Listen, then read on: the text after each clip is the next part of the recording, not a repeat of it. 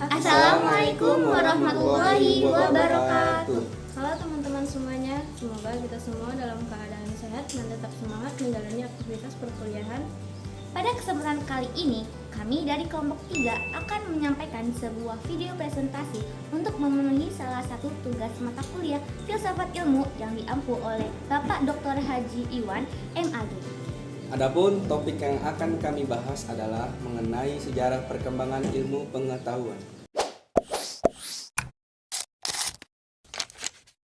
Sebelumnya dengan kami perkenalkan terlebih dahulu anggota kelompok kami, yaitu saya sendiri Likotur Nasana dengan NIM 2530101002. Nama saya Dina Rahmawati dengan nomor NIM 2530 101061. Dan saya Ngadani Ferdian dengan nomor NIM 2530 101105.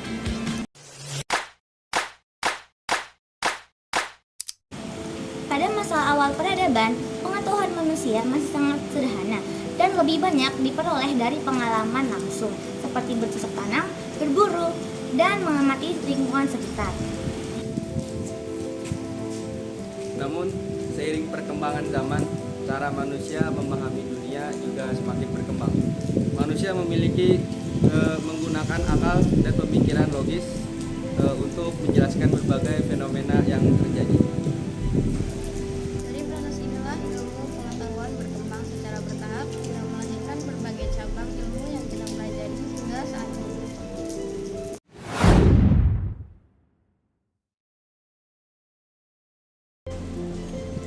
Pada materi pertama, saya akan menjelaskan tentang perkembangan ilmu pengetahuan dari masa ke masa. Perkembangan ilmu pengetahuan dapat dilihat melalui beberapa periode sejarah. Pertama adalah zaman pra-Yunani kuno. Pada masa ini, manusia hidup dengan peralatan yang masih sederhana dan pengetahuan yang dimiliki sebagian besar berasal dari pengalaman langsung. Walaupun demikian, manusia sudah mengenal berbagai kemampuan dasar seperti menghitung, menulis, serta membuat sistem kalender. Kemudian perkembangan ilmu semakin terlihat pada zaman Yunani kuno. Pada masa ini muncul para filsuf seperti Thales, Pythagoras, Socrates, Plato, dan Aristoteles yang mulai menjelaskan berbagai fenomena alam menggunakan akal dan logika. Selanjutnya pada abad pertengahan, perkembangan ilmu di Eropa sempat mengalami perlambatan karena kuatnya pengaruh dogma agama.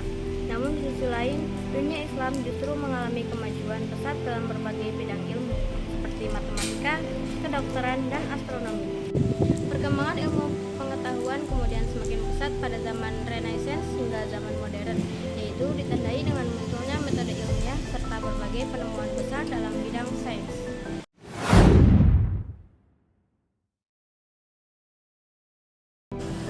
Selanjutnya, saya akan menjelaskan faktor-faktor yang mempengaruhi perkembangan ilmu pengetahuan. Perkembangan ilmu pengetahuan tidak terjadi secara begitu saja, melainkan ada beberapa faktor yang mempengaruhinya. Salah satu faktor utamanya adalah rasa ingin tahu manusia. Keinginan untuk mengetahui dunia membuat manusia terus melakukan penelitian dan pengamatan. Selain itu, kebutuhan hidup juga mendorong perkembangan ilmu, misalnya perubahan dalam bidang pertanian, kesehatan, maupun ekonomi. Faktor lain yang tidak kalah penting adalah kebebasan berpikir. Ketika masyarakat memiliki kebebasan untuk berpikir dan melakukan penelitian, maka ilmu pengetahuan biasanya akan berkembang dengan lebih cepat. Sebaliknya, jika kebebasan berpikir dibatasi, perkembangan ilmu pengetahuan juga dapat terhambat. Selain itu, dukungan dari pemerintah, lembaga pendidikan, serta perkembangan teknologi juga sangat berpengaruh terhadap kemajuan ilmu pengetahuan.